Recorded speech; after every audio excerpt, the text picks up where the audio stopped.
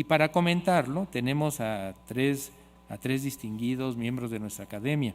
A la doctora Raquel Gerso, la conocen todos ustedes, pero bueno, para quien no conozca en extremo su trayectoria, ella es internista y es oncóloga, es jefa del Departamento de Medicina de la Academia Nacional de Medicina de México, es directora del Centro de Cáncer del Hospital ABC en su unidad observatorio, tiene una gran cantidad de publicaciones, es difusora del conocimiento, es una investigadora clínica y básica también de muy alto nivel, y ha publicado en revistas como la de la Sociedad Mexicana de Oncología Clínica, el Diario de Cáncer, en Anales de Oncología, en la Gaceta Mexicana de Oncología y necesariamente también en nuestro órgano de difusión científico, que es la Gaceta Médica de México. Bienvenida, doctora Gerso, que es un honor que esté con nosotros. Gracias. Buenos días. Agradezco muchísimo la invitación al doctor Ruiz de Chávez, al doctor Fajardo y a toda la mesa directiva.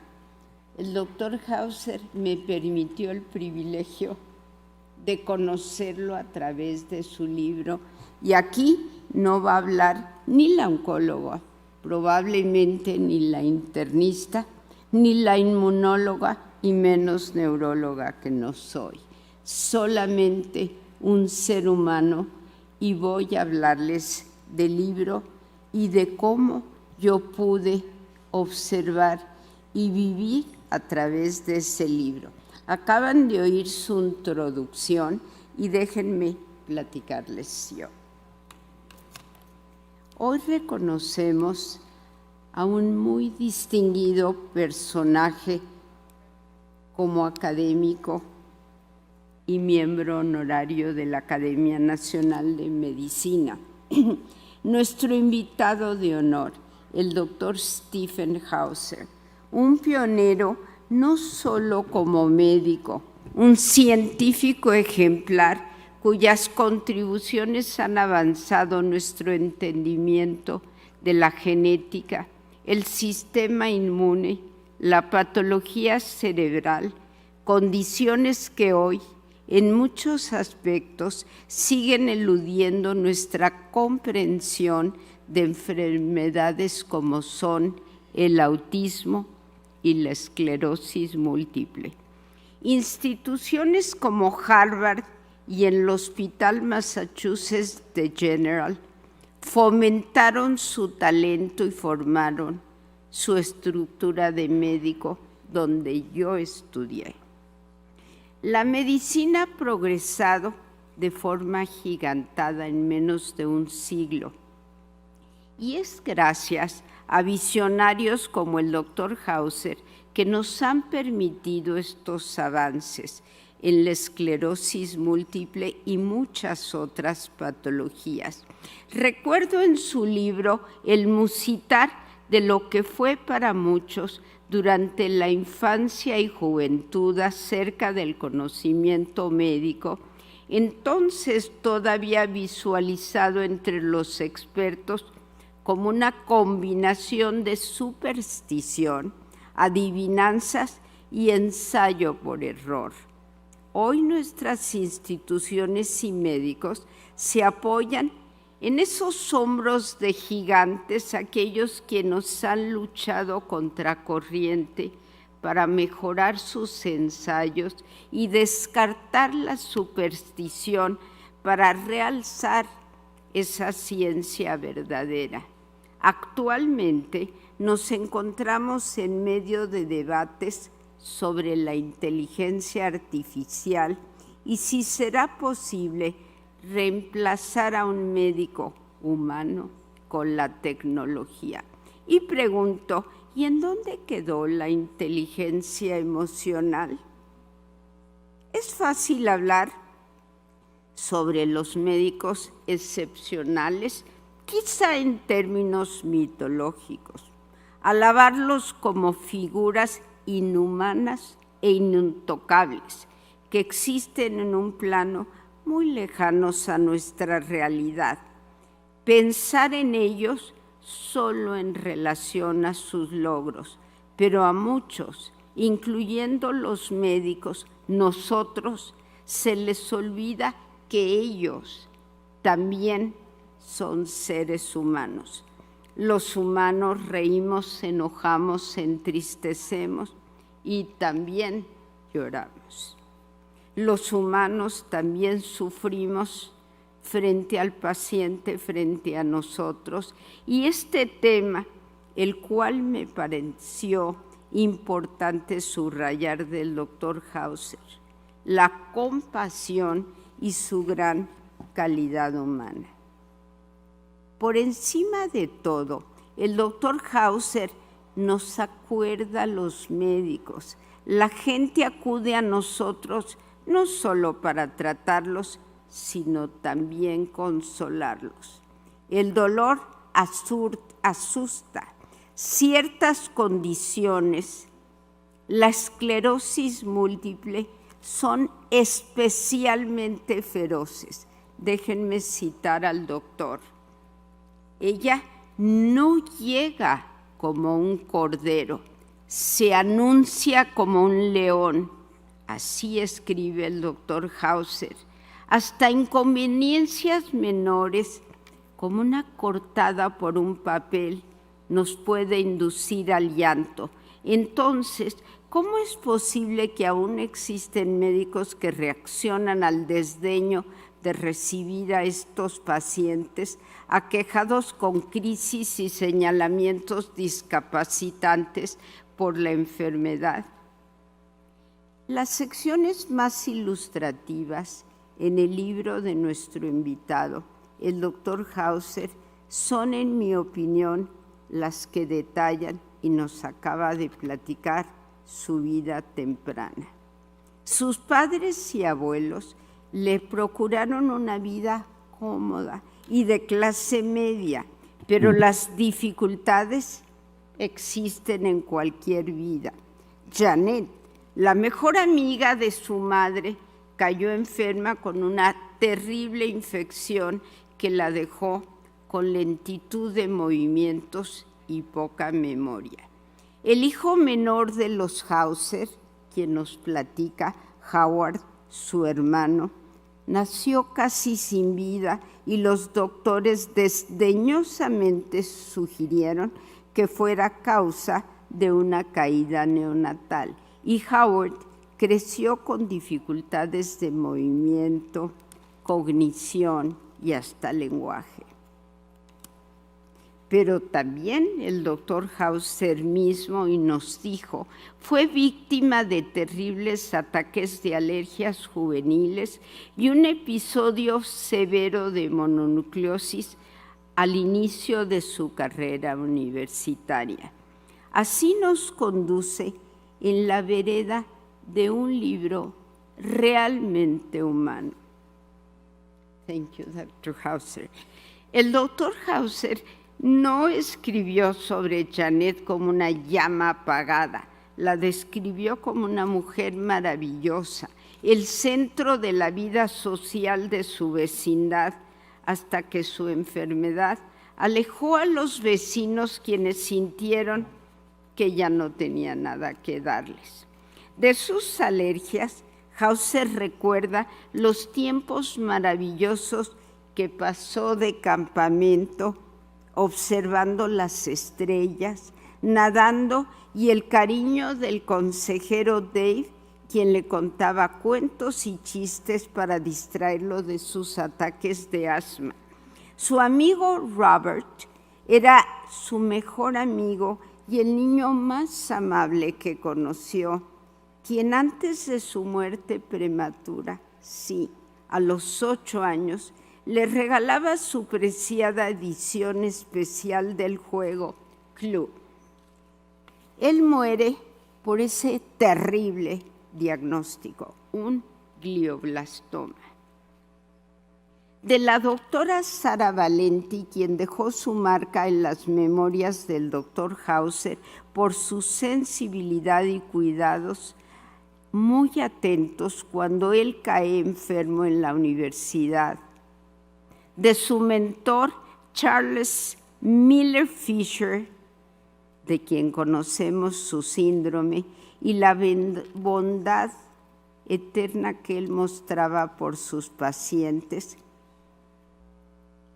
Su madre infatigable y su lucha por mantenerlo cómodo durante cada episodio doloroso de eczema y asma, y de su lucha inexhaustible por cuidar a Howard y convertirse en educadora para asistir a niños como él y sus familias. Howard no como inválido, sino como un niño lleno de alegría y amor a su familia, quien le gustaba revolcarse en el tapete, camiones de bomberos y helado de vainilla, así como leer cómics con sus hermanos. El niño que, aunque no podía tener una vida promedio, recibió siempre el amor de su familia y en turno regresó ese amor con gusto. Este profundo sentimiento, vean ustedes, la humanidad de este libro, contribuyó a la resistencia inicial de sus padres a mandar a Howard a un centro especializado cuando creció. Temían maltratos, cuidados insuficientes, la falta de calidez que proporciona la familia y un hogar. El doctor Hauser también nos describe la frialdad, la indiferencia y hasta crueldad de ciertos médicos e instituciones en su vida, el desdeño, la arrogancia ante el sufrimiento, aún durante momentos como la admisión de su abuelo al hospital donde él trabajaba, con la esperanza de que la presencia de su nieto le caracterizara por lo menos un cuidado personal.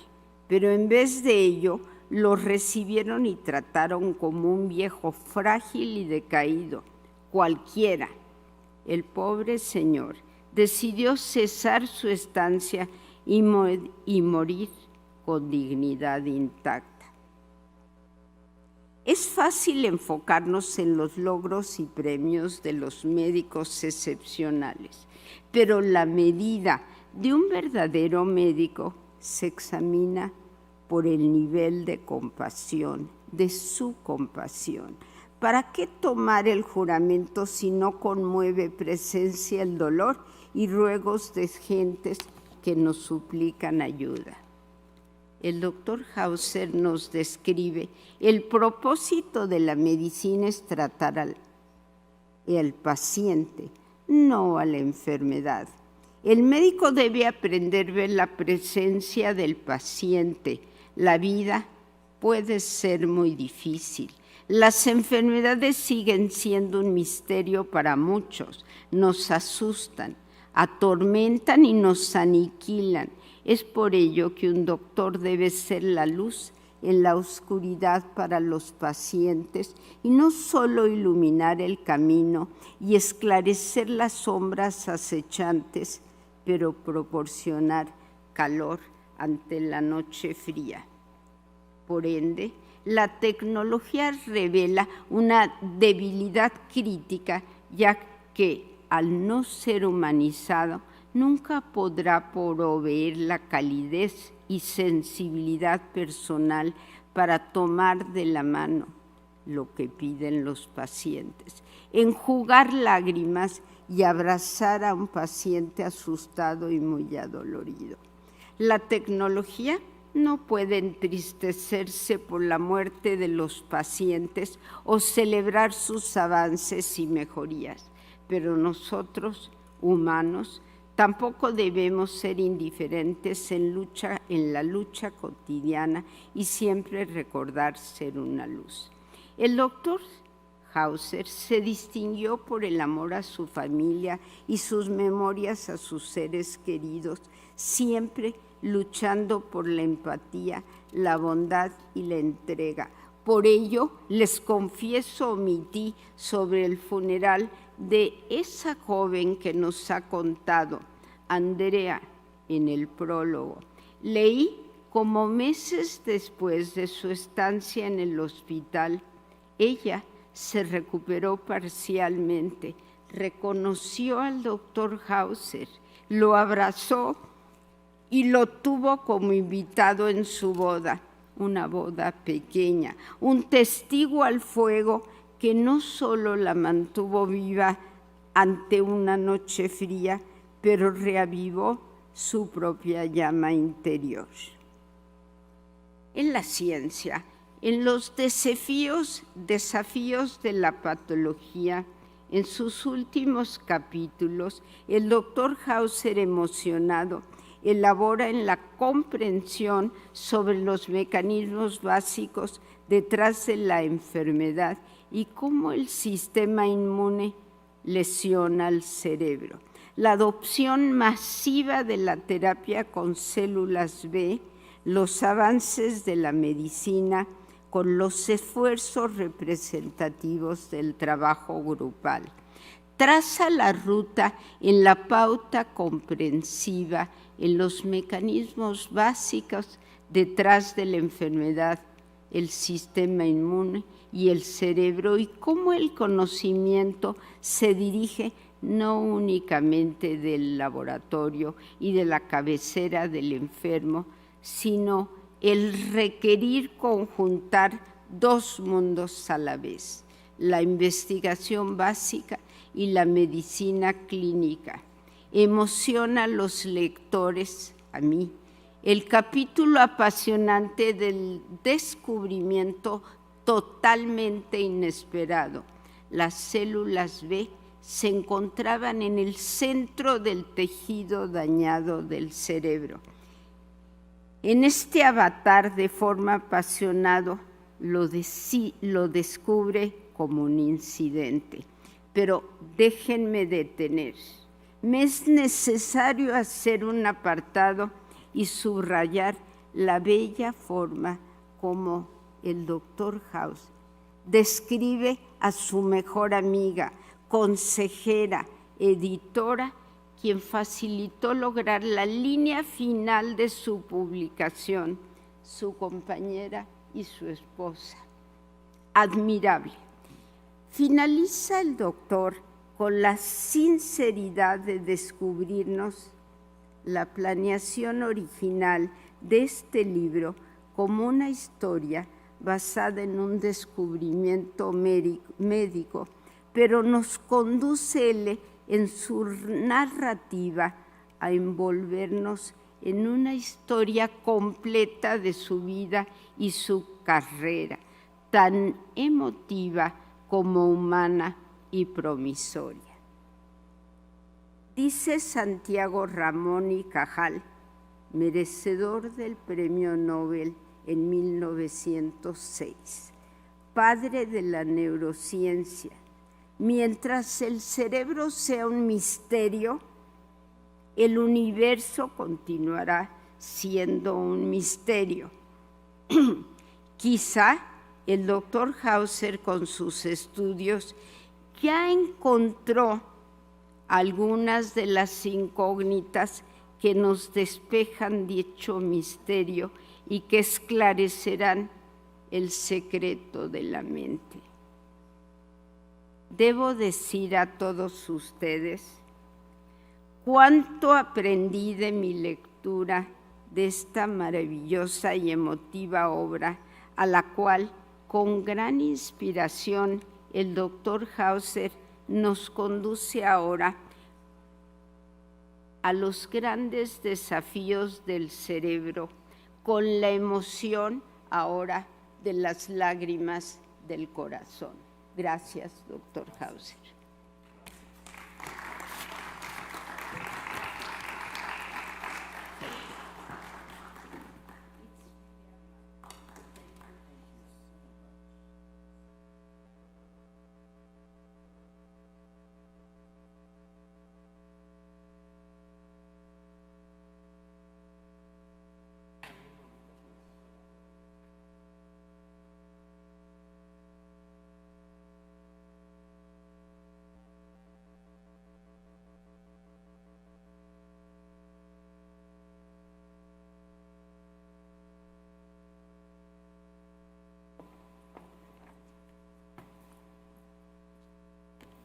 Muchas gracias, doctora Gersog. Bueno, de seguro las palabras que nos dirigió tocaron las fibras más sensibles del doctor Hauser, y no nada más del doctor Hauser, sino también de todos nosotros que estamos en este recinto y que nos siguen por los medios electrónicos.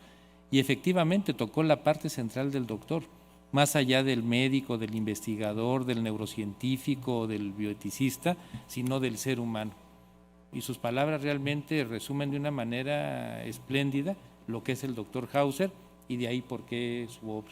Y es lo que caracteriza a los grandes hombres, precisamente la bonomía y la sencillez, como a la de todas y todos que nos acompañan aquí en el recinto, y seguramente esto es una de las características fundamentales de los miembros de esta academia, la bonomía y la sencillez, el ser un buen ser humano, y sobre todo, bueno, esto traduce y es lo que va adelante de toda su gran obra científica, tecnológica y de contribuciones, doctor Hauser.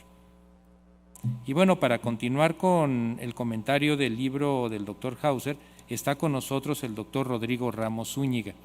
El doctor Ramos Zúñiga es neurocirujano, es un distinguido miembro de nuestra corporación, es un gran ser humano, es un muy buen hombre, y bueno, él también, dentro de todo lo que ha contribuido a la medicina, recientemente está muy interesado en lo referente a la inteligencia artificial, de lo que ha publicado un excelente libro de texto. Y bueno, el doctor Ramos Zúñiga es profesor investigador del Departamento de Neurociencias en Guadalajara, en un centro de investigación muy importante, es miembro emérito del Consejo Mexicano de Cirugía Neurológica y miembro nivel 2 del SNI, además de ser secretario ejecutivo de la Comisión Estatal de Bioética en el estado de Jalisco. Bienvenido, doctor Ramos Zúñiga, y gracias por estar con nosotros viniendo desde la bella Perla Tapatía. Muchas gracias. Muy buenos días tengan todos ustedes. Agradezco la deferencia de la invitación a la mesa directiva, quien a través del doctor Fajardo Dolci y el doctor Ruiz de Chávez me hicieran llegar para tener la oportunidad de comentar de manera muy puntual algunos elementos que dan referencia a este extraordinario texto publicado por el doctor Stephen L. Hauser. El rostro ríe mientras el cerebro llora. Los síntomas son en realidad el llanto de un órgano que sufre, Jean-Martin Charcot. En general, todas las obras creativas tienen una dosis de inspiración autobiográfica, además de la objetividad narrativa y el valor intrínseco del fondo y la forma. El libro que nos presenta el profesor Stephen Hauser se vincula desde sus orígenes con elementos introspectivos inherentes a su vida personal, sus escenarios formativos y académicos, pero particularmente con la expresión sensible de una mente educada en el rigor científico y tocada por la sensibilidad humana. Tal como el epígrafe de este texto lo señala, el título y el contenido neurológico del libro del profesor Hauser nos conduce inevitablemente a la imagen clásica de la expresión facial sonriendo provocada a través de los estímulos galvánicos y eléctricos de los estudios del profesor Guillaume Duchenne, hasta la elegancia descriptiva de los signos clínicos y la fineza observacional del profesor Jean-Martin Charcot, quien a la postre fuera su alumno, así como la narrativa fluida, accesible y empática del doctor Oliver Sacks en la divulgación científica y la presentación de su texto El hombre que confundió a su mujer con un sombrero. Entreteje un engrama de historias emotivas que invariablemente nos enlaza con la visión científica de la neurociencia clínica, a través de la cual analiza y describe con la precisión de las redes neuronales todos los elementos que tienen una interpretación conceptual, así como también pragmática y humanista. Destaca de su primer capítulo que esté representando el historial clínico de Andrea, diagnosticada como un caso originalmente neuropsiquiátrico con una semiología atípica sin una correlación topográfica clara. Su tesón, juicio clínico y la educación sistemática lo llevó a la arena del discernimiento neurológico con la tutoría asertiva del distinguido profesor Charles Miller Fisher, y esta suspicacia educada fue lo que generó en la experiencia formativa interpretar que esa ataxia cerebelosa del citado caso formaba parte de una parálisis pseudobulbar ciertamente, pero que el hallazgo inflamatorio identificado a través de la clásica e indispensable revisión del fondo de ojo le abrió el panorama a un proceso inflamatorio activo que además había tenido un evento previo con diferente temporalidad. Para precisar con la certeza diagnóstica la descripción de algunos de los elementos señalados en la triada de Charcot cuando describió la esclerosis en placas. El fenómeno inflamatorio y la respuesta inmune expresada en la reactividad celular y también humoral a través de las bandas oligoclonales le permitieron discernir sobre el rol de la inmunidad en la enfermedad y la capacidad de reparación y resiliencia cerebral. El impacto de este caso, como muchos otros de su historia académica, definieron su reto y su elección para el futuro profesional en el estudio y tratamiento potencial para la esclerosis múltiple. En este libro ofrece una esperanza a los pacientes, tal y como lo señala textualmente, abro cita, 4 décadas después finalmente tuve algunas respuestas. Cierro cita.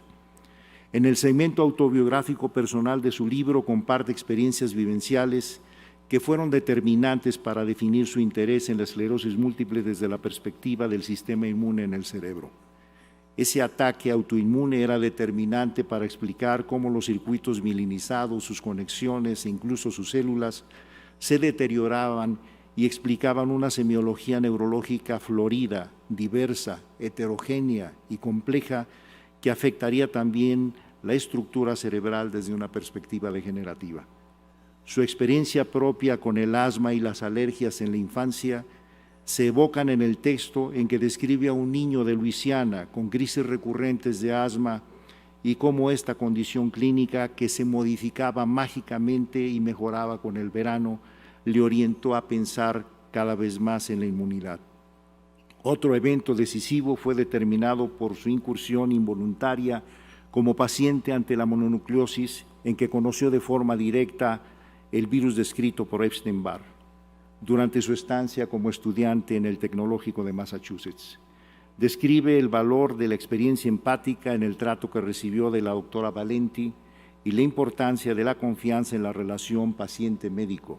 Su análisis introspectivo sobre el rol del virus en la inmunidad, el discernimiento posterior de su sintomatología evolutiva le hicieron pensar en el autodiagnóstico de un síndrome de fatiga crónica. Estos elementos motivaron a comprender el rol del virus del herpes en la semiología neurológica, la coexistencia con los virus, la encefalitis límbica por su preferencia por el lóbulo temporal y las analogías con el trastorno del espectro autista. No obstante, uno de los eventos más contundentes en su historia personal, que describe con una emotividad y honestidad particular, es en donde comparte la experiencia de vida cuando nace su hermano menor, Howard, quien tuvo la fortuna de contar en todo momento el apoyo de la red familiar ante una condición de discapacidad cognitiva y motriz severa. Este hecho marcó de manera profunda su interés por el sistema nervioso y su disfunción, al grado de elaborar él mismo una decisión virtual sobre las potenciales neuroanatómicas y patológicas afectaciones que presentaban la afectación en su discernimiento cognitivo.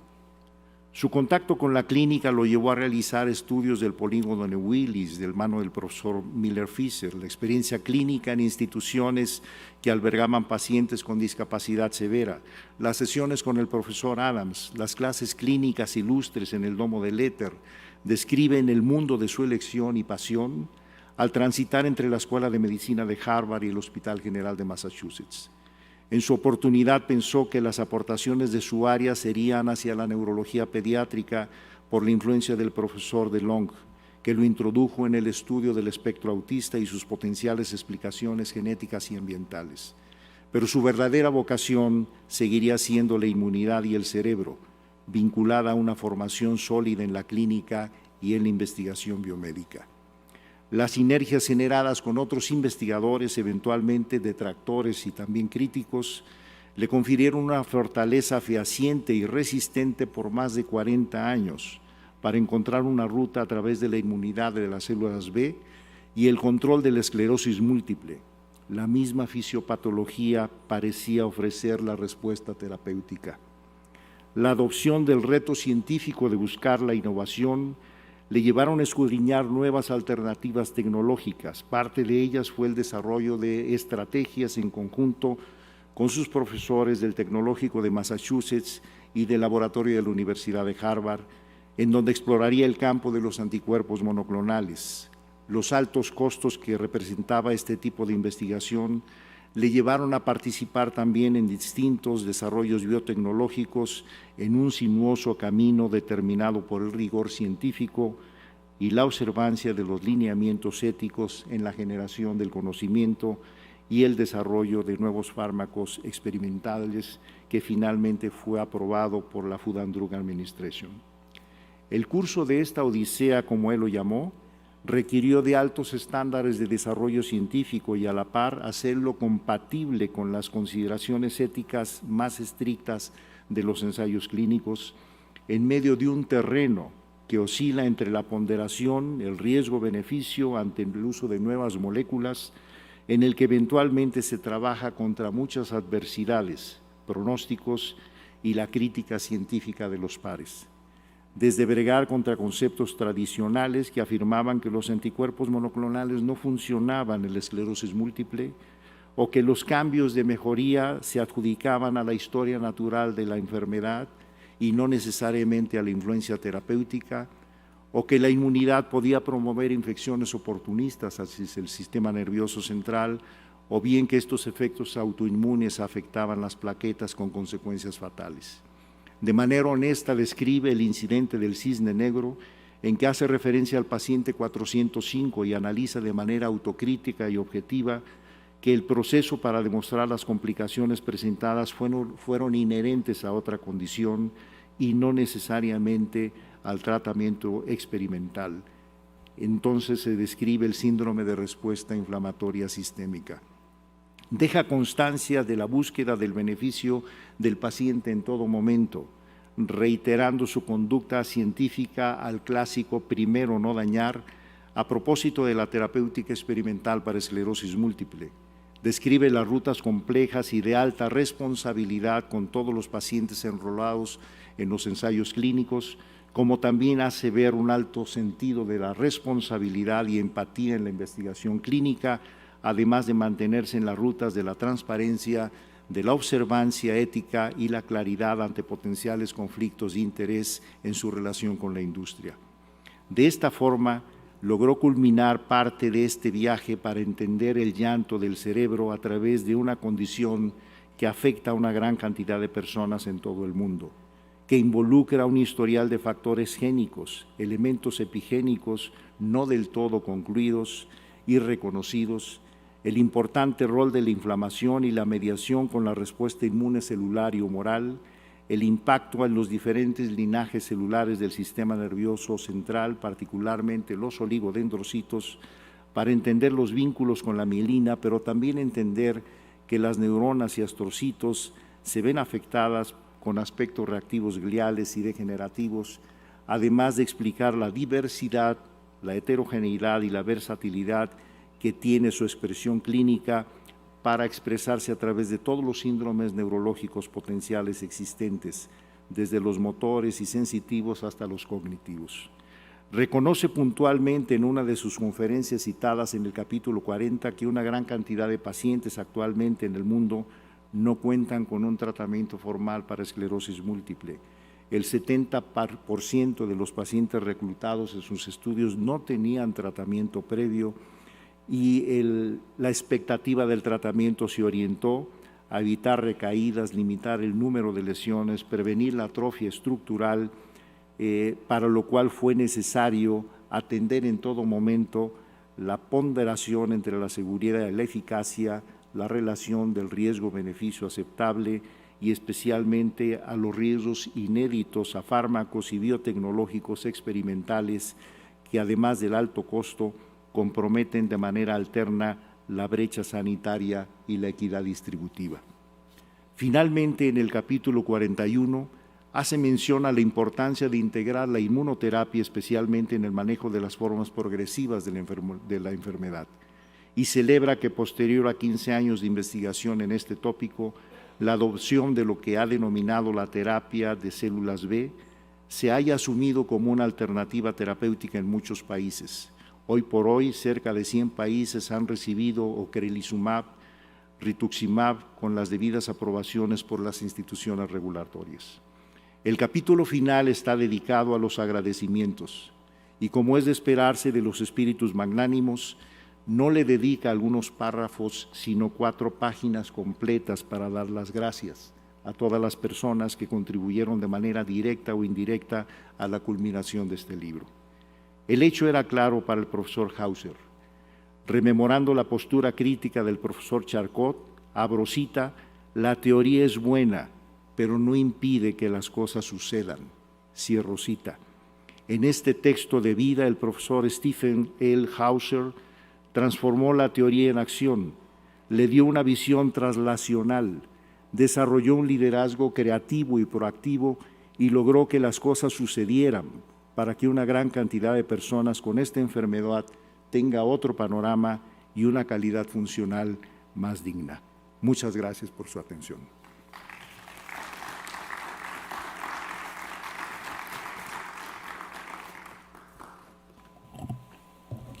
Muchas gracias, doctor Ramos Zúñiga, por esta excelente pieza oratoria que complementa a la perfección lo que comentó la doctora Gersok en su participación.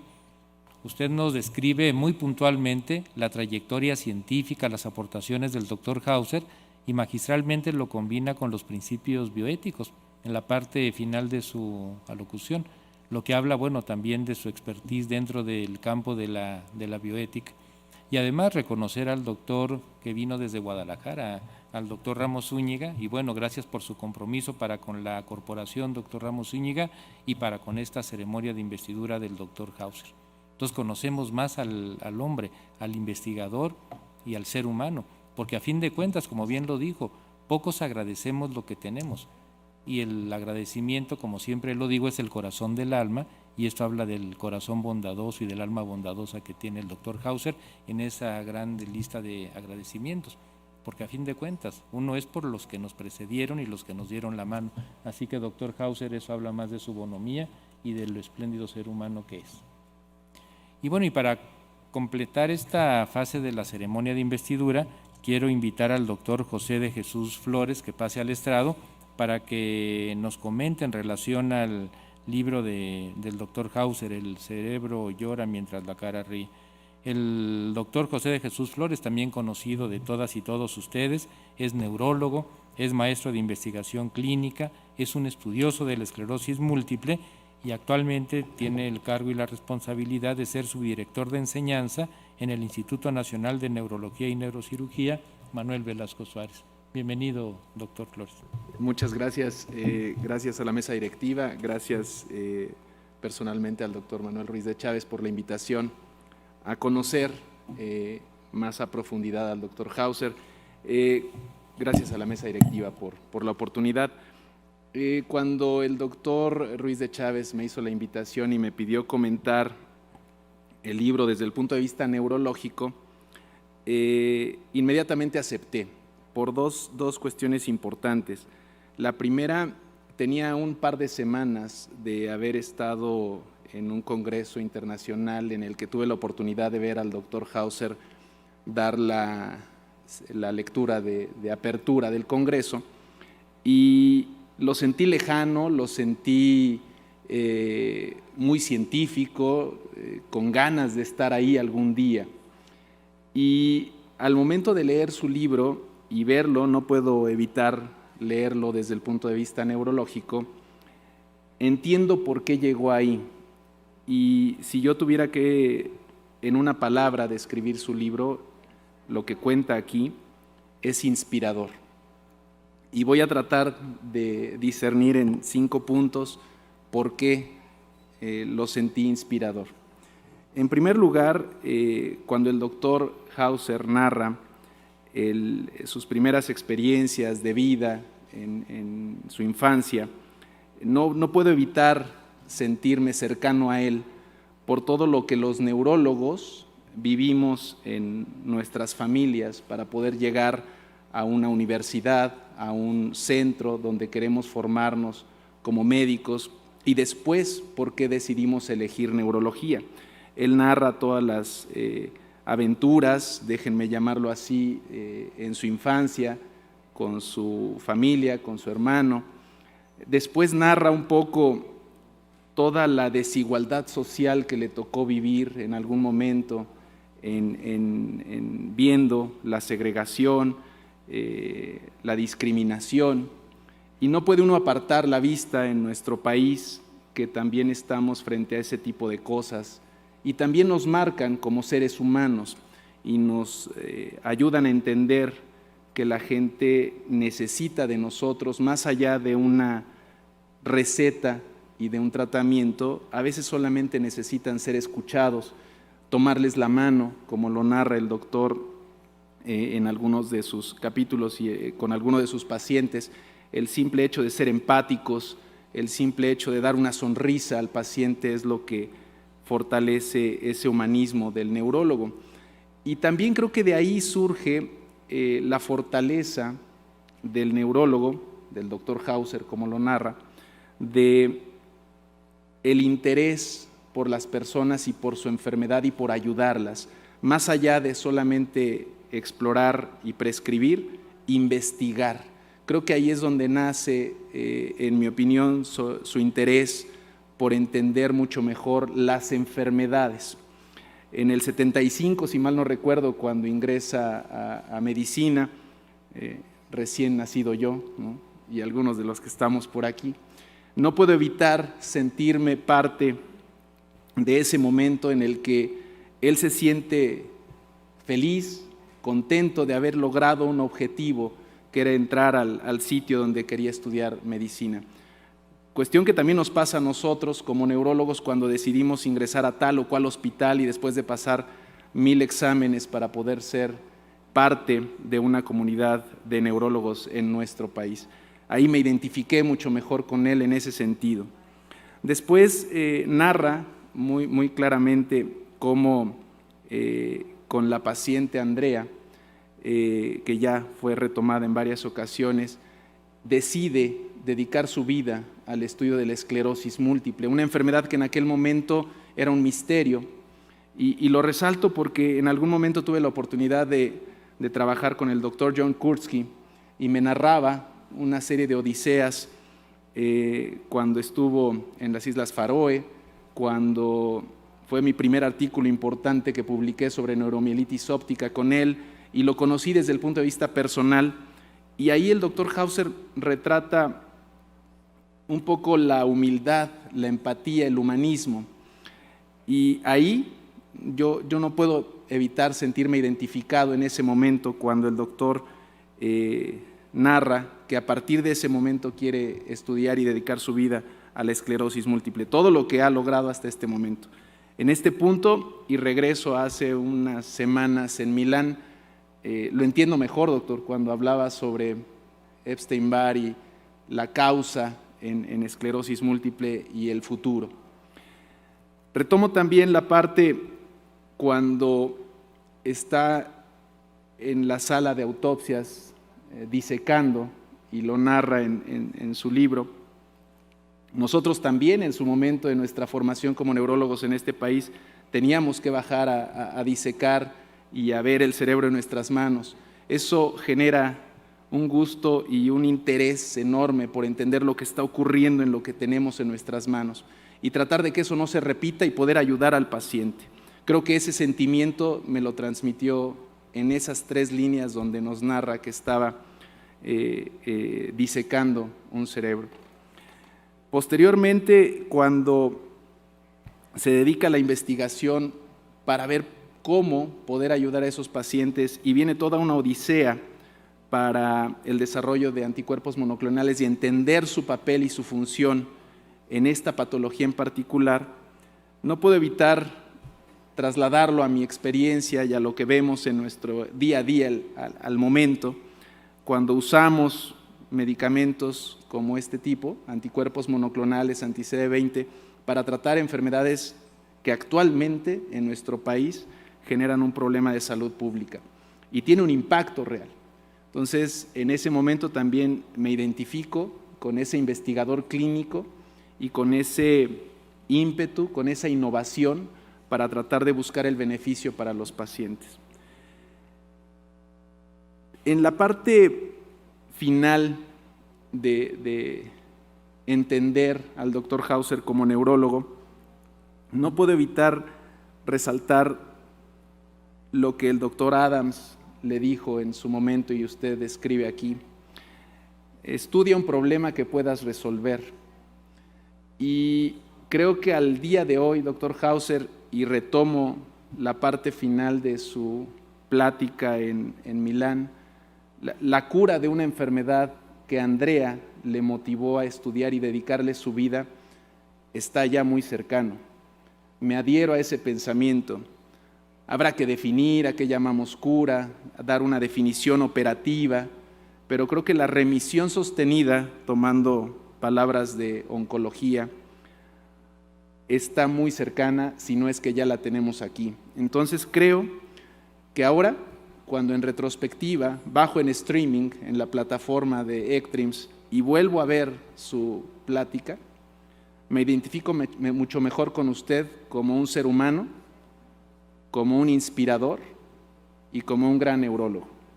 Bienvenido a la congregación de la Academia Nacional de Medicina de México, doctor. Gracias.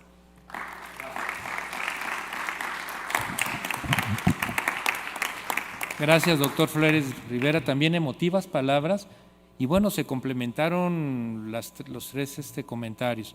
La doctora Gerso, el lado humano, el doctor Ramos Zúñiga, el lado científico y bioeticista del doctor Hauser, y bueno, las palabras de un neurólogo joven, porque el doctor Flores es un médico joven que tiene un gran futuro.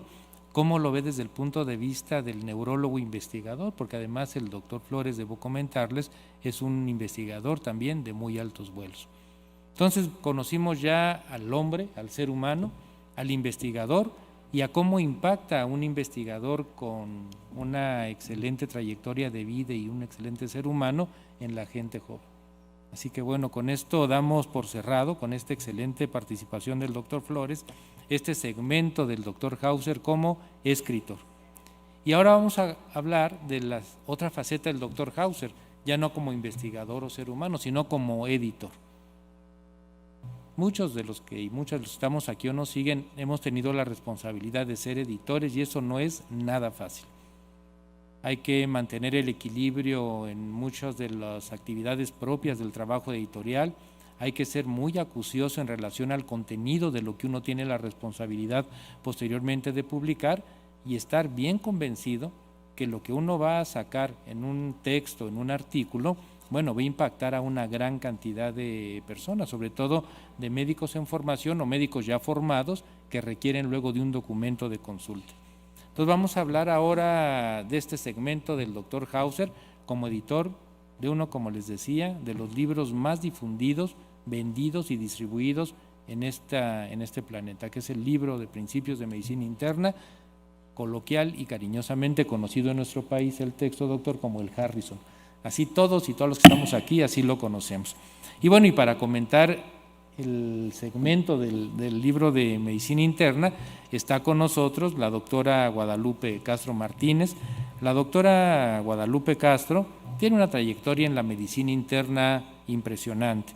Ella actualmente es directora de la Facultad Mexicana de Medicina de la Universidad La Salle, es una gran amiga, una excelente internista, una excelente dama, y bueno, ella tiene la responsabilidad de formar a médicos jóvenes. Y aquí nos acompañan 3 de los chicos que están estudiando medicina en la universidad, y qué bueno que están aquí, porque ustedes son la generación que nos va a reemplazar a muchos. Ustedes van a cerrar esa brecha generacional y qué bueno que están aquí para que ustedes se den cuenta de que para hacer buenas cosas en medicina se requiere, como ya comentaba, de un gran trabajo.